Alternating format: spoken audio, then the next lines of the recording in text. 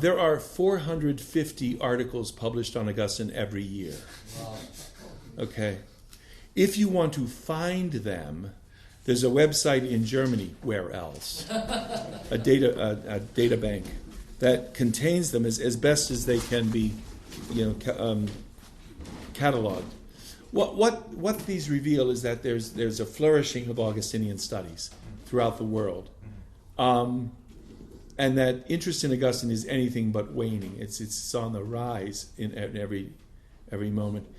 The issues move from continent to continent. I work in Augustine's political thought. Augustine's political thought used to be a primary concern of European Augustine scholars.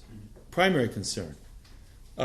Especially between the Germans and the French, and to some extent the British, although the British got into it late. And then after 1956, there was a conference in Paris in 1956, followed I think by one in Oxford conference in 1958.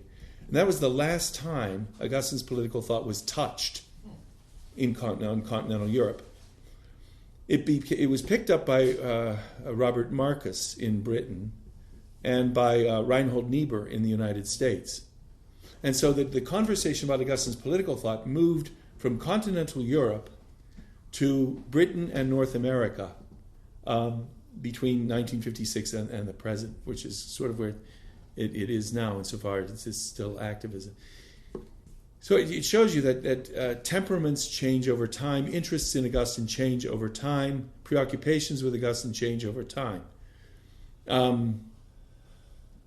And now, I mean, I'll embarrass somebody, I'm sure, but I can't read the Journal of Early Christian Studies.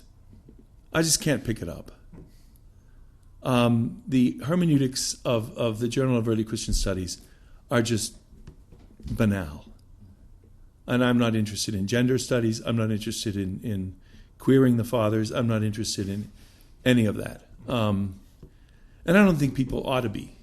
So I divorce myself from that whole discourse, and the field is being overtaken by classicists who don't have other texts to work on anymore. So they've moved into late antiquity, and they're colonizing Augustine.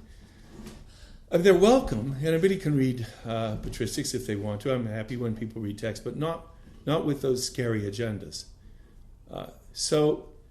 It's hard to say. I mean, to work on classical Christology in Augustine, as Brian Daly has done, dedicated his life to doing at Notre Dame. Louis Ayres has picked that up, and others in Augustinian studies. They're sort of snubbed. They're looked down upon. I'm being really nasty in all of this, but I'm tired, and I'm older now, so I can be nasty. It's about time, right? So I have no idea where the field is going to go.